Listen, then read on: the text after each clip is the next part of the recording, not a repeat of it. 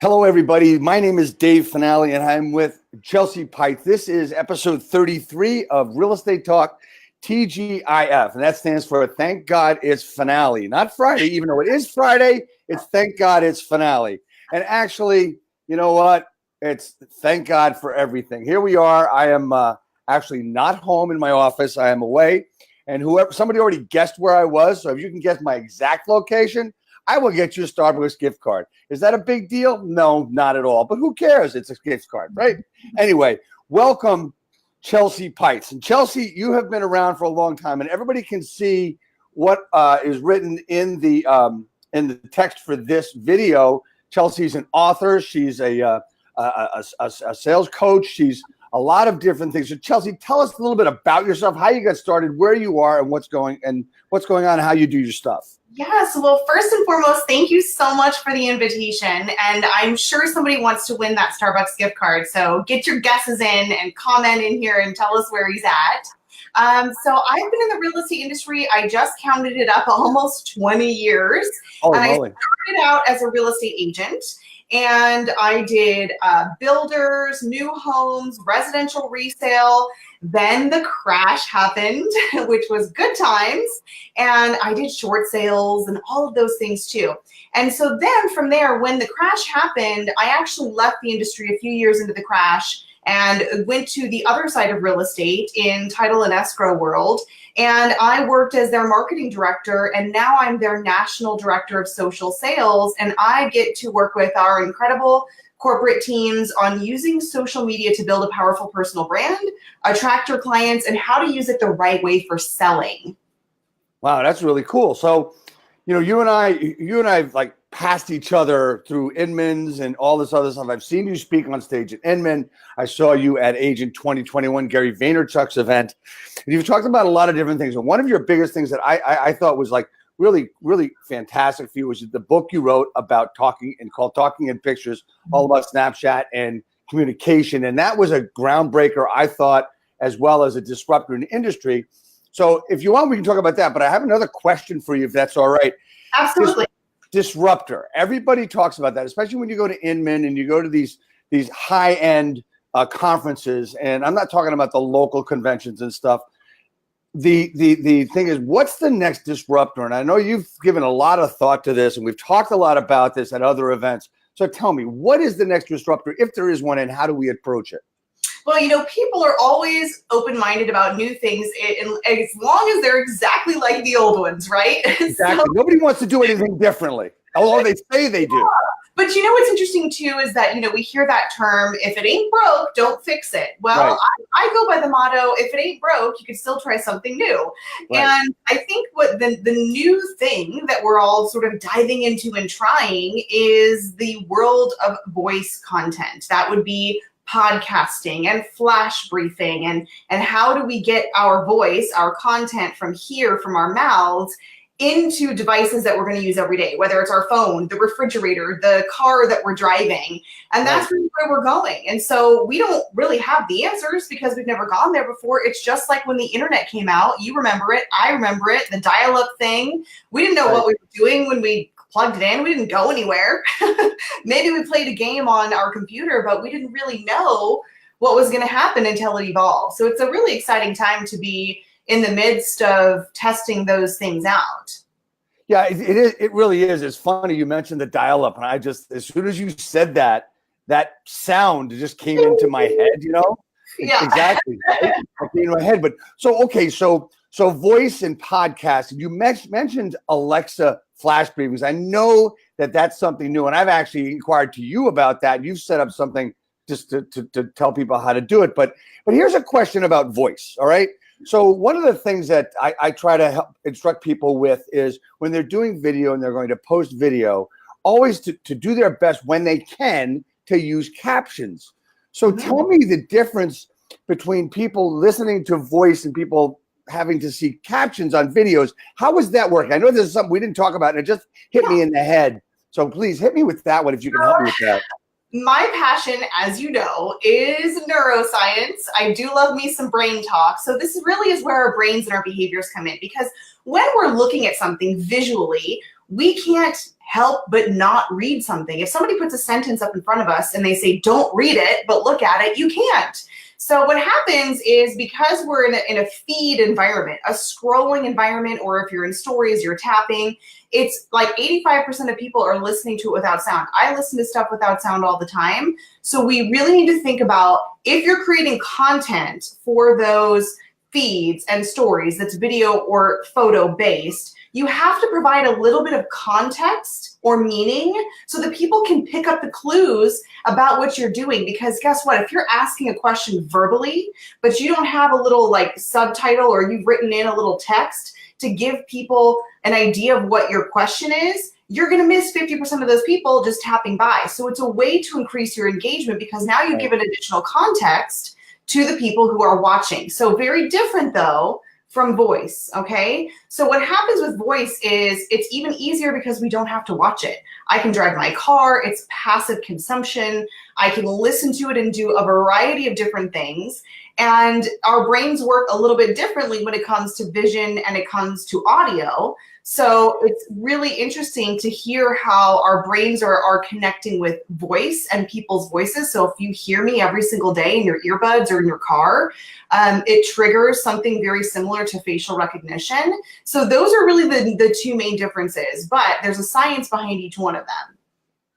That's fantastic. I mean, what I really love about what you just said was that, you know, you talked about you're kind of listening to it almost passively, but you're not. So just to give an example of that, what I'm talking about is that when I see a video that I like or something, but I've got other stuff to do, if I know that I can listen to that video and still work on other things, I mean, they say that multitasking is a lot of crap, and I kind of like, I've done it my whole life, but still, I can still get a lot out of listening to that video or the flash briefing or whatever it's going to be, in order to get some great content, get some great thought.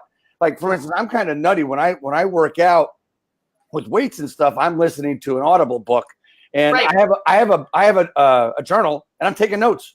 Now, who's taking notes when they're working out? Me. I'm me. Totally. Oh, no, good. I'm not the only one. It's hard to do when I'm running, but yes, and you're right. Like, of course, would we all like to not multitask? Of course we would, but it's not likely that's going to be stopping anytime soon. Right. But what I will tell you is very interesting about voice specifically.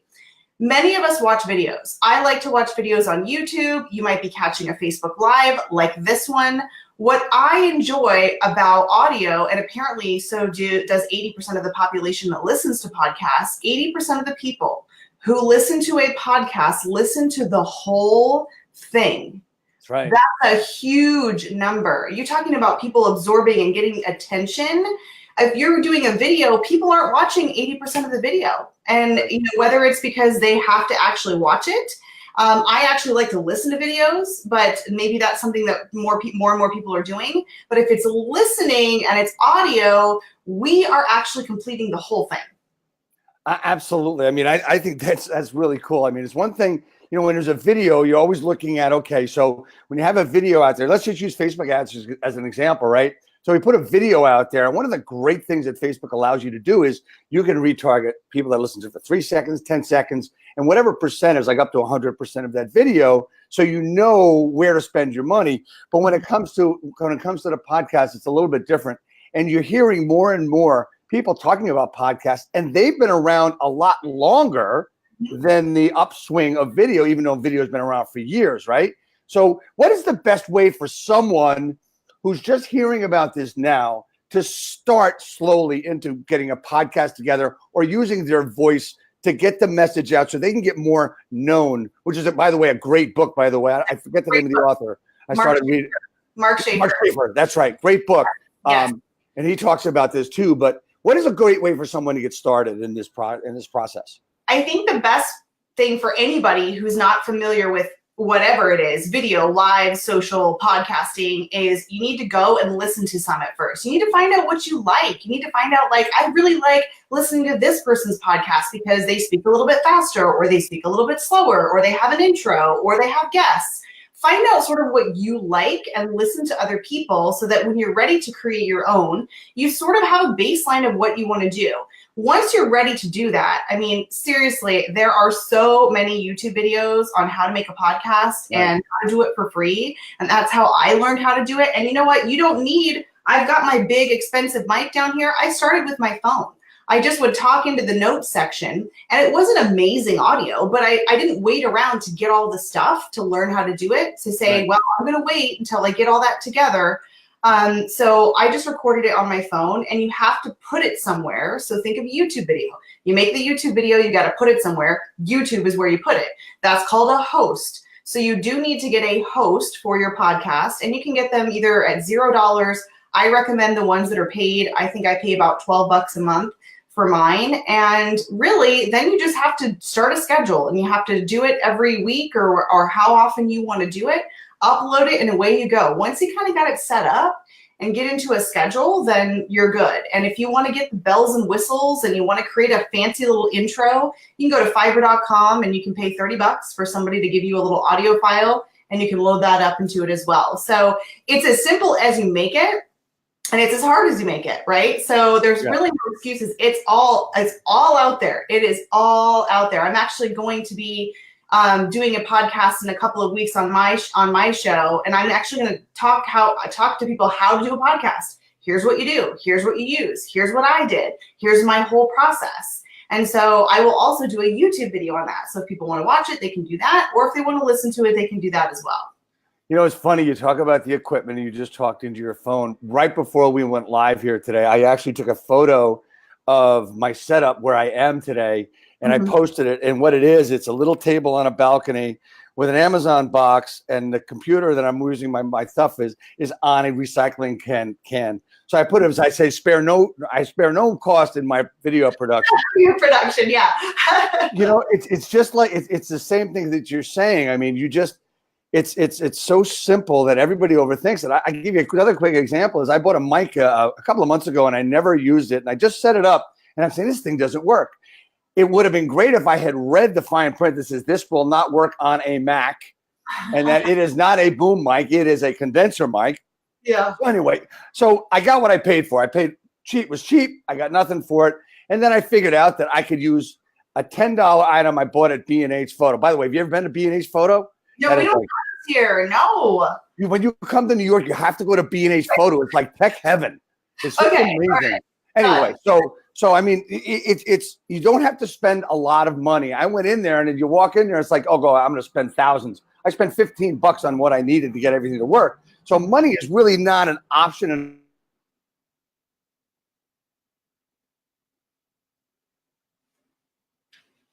And here's. Oh, I think we froze for a second. There we go. There we go. We froze a little bit. Okay. So the question I have for you is what the question everybody asks me: what do I talk about? I mean, how many times have you heard that question? Multiple times every single day. Right. Exactly. So, multiple times every single day, and you know, it's hard because it's really about getting into a habit of just, you know, starting to talk and literally writing down ideas. And then as you get more comfortable with it and you're creating content begets content, right? Because the more you make it, the more easier it becomes. And these ideas pop into your head, like your secret location where you're at today, that might inspire you to, you know, do a piece of content around that particular location. And that's something that just happens every day where we're at. But I really follow a formula that I call the 5 E's, like the letter E. Right. It has to be either educational, entertaining, emotional. And by the way, when I say emotional, I don't mean getting on and like, you know, crying and like spilling everything out. It could be something as simple as, you know, when you are going to be doing your big run. I mean, that's emotional. We're excited for you to be like, look at you cross the finish line. Something that where you can invite people in. So educational, entertaining, emotional, engaging, which is simply asking people questions. And last but not least is exclusive. But I want to make a caveat to exclusive because in real estate, we think, oh, that's got to be like a pocket listing, an off-property market or off-market property. No. It can be your life because right now people don't know where you're at. And by you sharing that with them later on, that's a little exclusive part of you and your weekend. So those are really my 5 E's. If you stick with all those, you're going to be fine. Exactly. And that's it. That's it in a nutshell. I mean, just doing that. I mean, I get that question all the time, and I've given the same answer, but you've added a lot more to it with the 5 E's, which is really cool. And I've heard you talk about that before. So tell me something else. There's something else that just came up that just started, and you with another friend of mine, Jason Fraser, called the Industry Syndicate. Yes. Talk to me about the Industry Syndicate for a while. First of all, I'm so proud to have been asked to be a founding member. So the Industry Syndicate is the real estate industry's first media company. And it's by real estate agents, by mortgage, by title for the industry. So it's people that are actually in there doing the work that have had the business. And it was created by Phil Treadwell and Dustin Brome and Josh Peitz and Jason Fraser. And it is a place where now we can direct our industry to go to if they want great content. If you want to listen to podcasts, we got it. If you want to listen to flash briefings, we've got those too. If you want to do live streaming video shows, we have that as well. It's basically this collaboration of industry people who are creating relevant real estate related content. Oh, that's amazing. That's amazing. Because I've seen like at Agent 2021, I know Jason was there, and you guys were there, and he had the hat on, a shirt on. Another gentleman talking about, I saw him at Inman, even though I was only there for a short while. But yeah. That's really amazing. I mean, you guys, you and Jason and those other people you mentioned have really been groundbreaking, and I've actually watched with you, along with Katie Lance and all those that I've seen. It's just like it's pretty amazing. It's like I almost I see that and I say it's a great example for me. Because look, I'm just a little guy trying to have a little bit of a coaching business and everything else and work in real estate. And I just see you guys, and I recommend, people to go watch your stuff and to look at your stuff. And I look at that, and one of the things we've mentioned briefly, and I know that will pique some people's interest, is flash briefings. Mm-hmm. And they see Alexa. Can you explain that a little bit? You don't have to go into how to do it, but explain how it's used and why people would use it. And I think it's pretty neat. I think it's a little bit of a disruptor we can use as well with voice.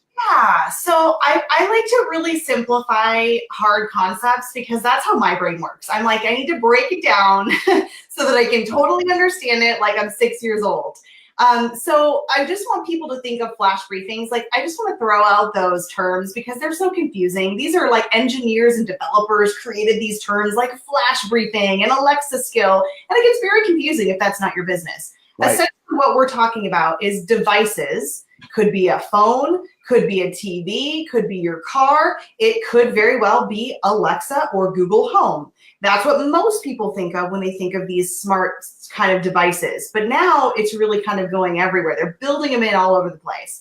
So what happens is we're doing like a mini podcast, like micro content, like that's why I call it flash. These little micro pieces of content. Mine are about 2 minutes long. And it can be on any topic that you want.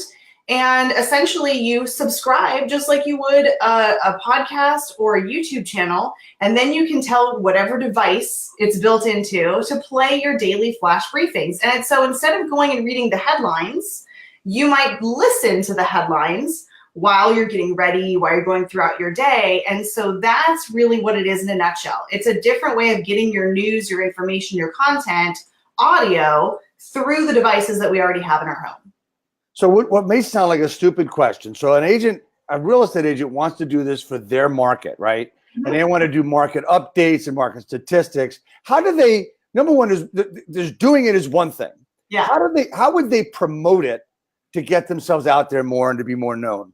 Yeah. Well, you know what? It's kind of now, it's funny that I'm going to say old school. It's a little bit more grassroots, right? It's like, hey, I've got this thing and you have to market it. You have to market your marketing. So what I do and what a lot of other folks do is they are publishing their podcasts and flash briefings.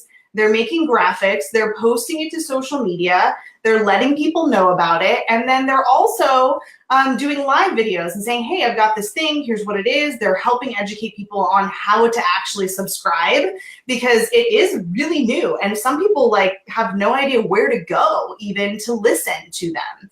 And you don't need a device, actually. You can listen to it right on your Amazon app. I know everybody's got Amazon out there. So I know everybody's got the app on their phone. So it's really just learning something new. Because remember when the smartphone came out? Like, I was a BlackBerry fanatic. I loved the keyboard. And when the smartphone came out, I was like, I don't get it. This is kind of weird. I don't know. But now look at us 10 years later, like, our worlds are our phones. So we're just in that phase from BlackBerry to smartphone with this stuff. And we haven't quite figured out how to make it super easy and you know, part of our lives, but it will be there soon. You know, and I think, you know, you talk about the BlackBerry, you talk about smartphones and stuff, and I just, you look at the evolution of everything, and I talk about the real estate business's evolution, I talk about us as evolution, I look at the weather as evolution, but think about the smartphone, but think about the usability and who's using it now. 10 years ago, you walked into a coffee shop or something, you saw, let's use the word millennials, all at a table, they're not even talking to each other, they're on their phones. Now you walk into a restaurant and you see anybody, any age, and they're all the same. They're all looking at their phones, or the phone is on the table. So look, we've all succumbed to it. We've all given into it. And the ones that haven't, well, you know, people say, well, we gotta market these people the old ways. Okay, it still works. It absolutely still works. Direct mail, phone, all that stuff. Please, I'm not going to talk about door knocking because I don't believe in it, but that's beside the point. Anyway, but what else might you have that could be like groundbreaking to an agent that just wants to break into something? What else would you be able to tell them, give them the best advice or something they could do to get ahead of the curve in their marketplace? Yeah, I really, really wholeheartedly believe in the stories format. So Instagram stories, Facebook stories, I personally believe that social media in general is just going to become stories at some level. Videos and stories, and that's pretty much it. So obviously I'm passionate about talking in pictures, as we know, but there's so much science behind it. It's so human. And my opinion of what 2020 social media really needs to be about, if you want to try to get ahead of the game, it's 3 letters. It's C, R, and M. So CRM. It's camera first because you got to show your face. People now expect it. We expect everybody to have their own TV shows. Brand. Yes, still here. And I do want to remind people. Chelsea, could you start over? We had a freeze there. So start over with CRM. CRM, camera first, because we have to build the trust with our eye contact and our faces. People now expect to see your face. We've all been behaviorally trained. We start to wonder, if we don't see your face, what's wrong with your brand? And it's really critical that you build that trust through technology. By the way, your brand is not a house. So you need to start showing your face more and less houses, because that's what people are going to connect with. Right. The R is real time, meaning this is real time. You can engage with me. When I do stories, you get to come with me on whatever I'm doing that day and feel like you're sort of there in a piece of it. And then the M is message enabled.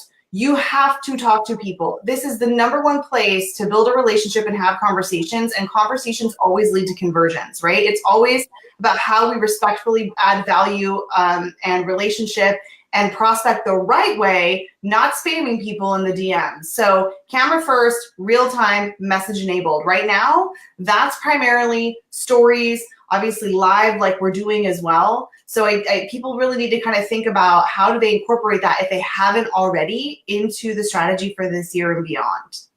Right, that's fantastic, because I was going to ask you about IG stories, because I know that you have actually, you've inspired me to start to do stories a lot. And it's like, okay, how the hell did she do these all day long and just keep going and going and going? And it's like, okay, I just landed and, oh, look at this great store over here. But that's what it is, because people want to follow you. I keep telling people that this thing right here, this is a TV. Yeah. You use the word R as real. We are reality TV.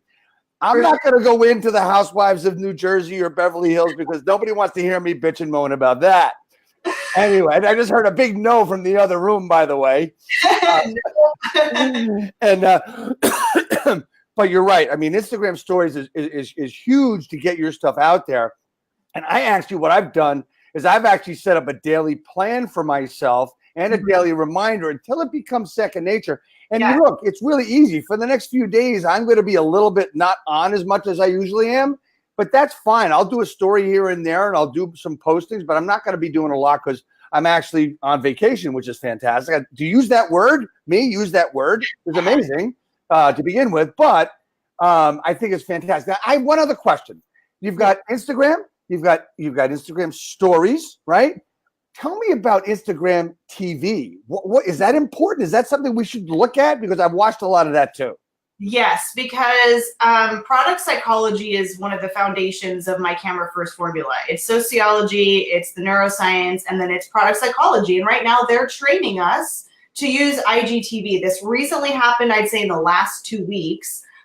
They are now taking videos that you post to IGTV and automatically, without you doing anything, pushing it to the feed in front of people to get you more views. And also these platforms reward people who use the new things, right? The new bell and whistle that comes out. They're like, okay, David's using, Facebook Live when it first came out. All right, David's using Facebook stories now. Okay, now he's using IGTV. That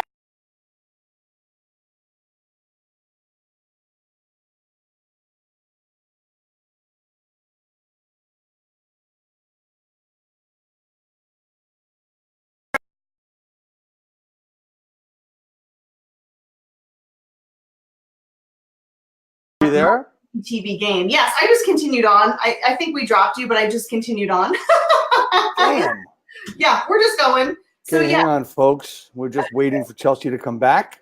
I don't know if she's there or not. I don't see her. I'm here if you can see. Kind of lost her.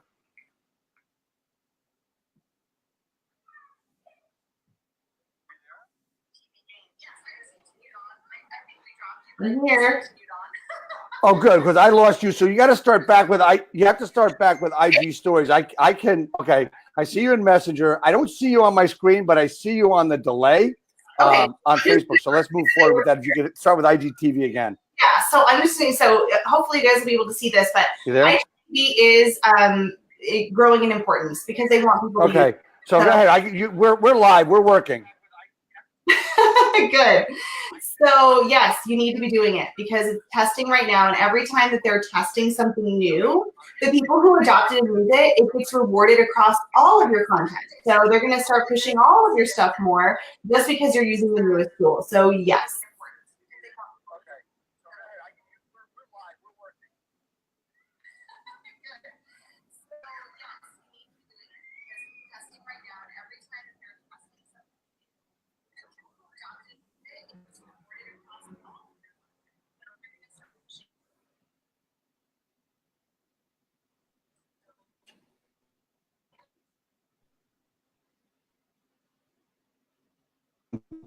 Unfortunately, I've got you're on. Oh, there I am. Okay, I'm seeing the delay on my phone. So anyway, I want to thank you for coming on. And in the if you would just say where people can contact me, I did put the link for your book in the description of the text. So if you could just let people know how they can contact you if they'd like to, or just follow you on Facebook and Instagram. Yes, I would love for them to connect with me on Instagram specifically because I'm maxed out and I can't accept any more friend requests, unfortunately, on Facebook. So come to Instagram. You can find me at chelsea.peitz. That's Peitz, and drop me a line. Let me know how you came and let's start a conversation.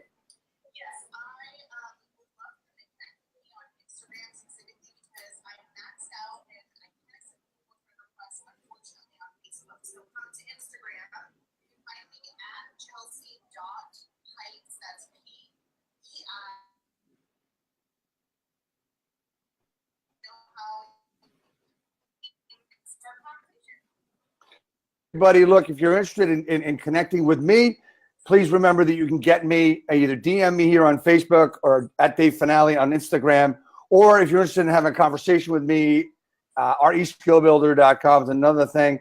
And look, this is Friday. This is a beautiful day here in sunny, I'm not telling you where I am, so you got to guess anywhere. If you don't, I'll tell you what, I'm in Florida. I'm at Disney. So anyway, thank you again, Chelsea, for coming on.